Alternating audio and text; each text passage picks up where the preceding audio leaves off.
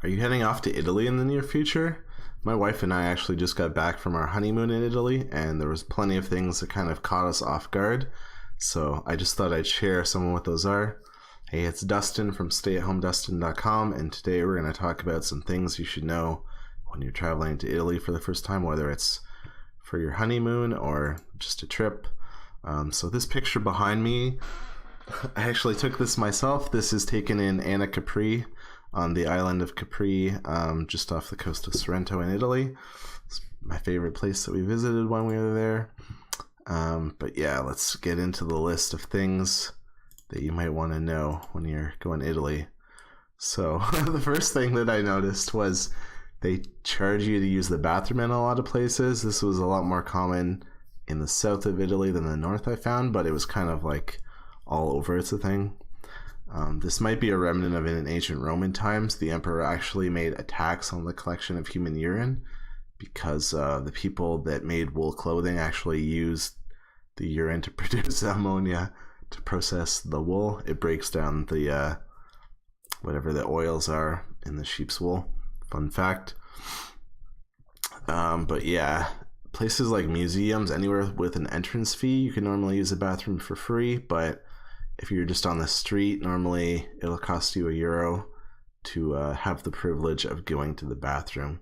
Even restaurants, we found, might charge you, so just a heads up for that. I tried to kind of be strategic and like make sure I went in the hotel before I left, and then we kind of figured out where we could stop for the bathroom throughout the day without paying if at all possible, but there was a couple times that we had to pay.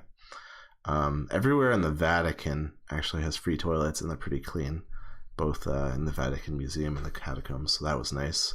And speaking of bathrooms, there's some other stuff that's a bit different. So in public toilets, don't be surprised if there's no toilet seat. This wasn't so much of an issue for me as a guy, but my wife wasn't a big fan of this at all. So yeah, if you don't want to squat over a toilet, make sure that you get your business done before you leave the hotel for the day. There's weird flush mechanics for the toilets too. So instead of having like a normal handle or a push button, there's actually like this huge white plastic button on the wall that you press. It seems like the standard way to flush the toilets in Italy, both in hotels and public bathrooms. That's the type of way that you would flush that you saw everywhere. The other thing was emergency cords. So every hotel bathroom that we stayed in had an emergency cord in the bathroom. The first time I saw this, I wasn't sure what it was. I actually thought that it might be like a light or something for the shower. So I almost pulled it, and then I saw a tag that said emergency or something on it, so I stopped right away. But yeah, I'm sure the hotel receptionist got a lot of false alarms from stupid tourists that don't know what they're doing. But as far as I could tell, I think this is like a legally required thing because all their bathrooms are completely floored with slippery ceramic tiles. And that's about it as far as the bathroom goes. Some of the hotels gave us like a stack of individual sheets of toilet paper instead of a roll, which was weird. There's also bidets, the kind of thing that you normally see in Europe. But that's probably enough about using the bathroom in Italy. So the next thing that I wanted to talk about was the hidden restaurant fees. So tipping isn't really a common practice in Italy, so don't feel guilty for not tipping.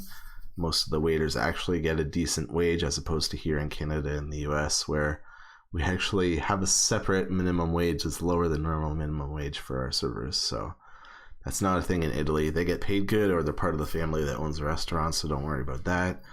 But there's still a bunch of other unexpected fees that they'll charge you just for sitting down. There's several names for these. It might be a service charge, a cover charge. I think the Italian word for it is caperto. Whatever they call it, you can expect it to be between 1 and 5 or 6 euros per person. So don't feel guilty for not tipping, because you're probably going to pay a big fee on top of your meal anyways. Everyone speaks English more or less, which is the next thing that I would touch on. It's kind of hit or miss though. Our first driver that picked us up from the airport, he didn't really speak English, and he actually attempted to make small talk with us through, he had like a Google Translate app and was using text to speech on his phone to talk to us.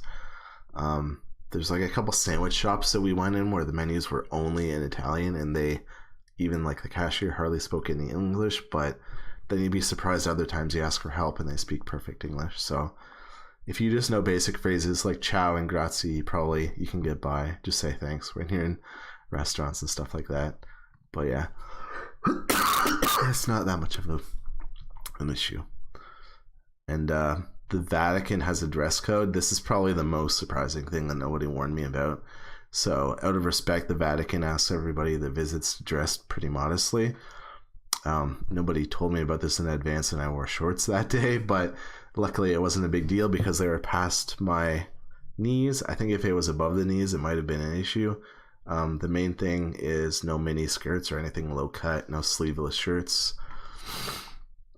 And the last thing I'll talk about here, I've actually got a huge list of more than 20 things that I wrote on my blog at stayatehomedustin.com/Italy if you want to check out this full list. But the last thing that I'll talk about here is no cappuccino after breakfast.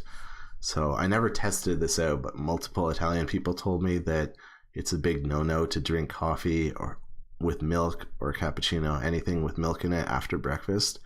Some places will actually refuse your service, or you might just get like a snobby look. So don't do that. But yeah, I've got a whole list of a bunch of other stuff. I talked about pizza, gelato, credit cards, tours, driving in Italy. So if you want to see all of that, go check out my blog, stayatehomedustin.com/Italy for the full article. It's totally free to read. And if this was helpful, hit the like button for me. If you want to see more, subscribe, and I'll see you next time. Thanks.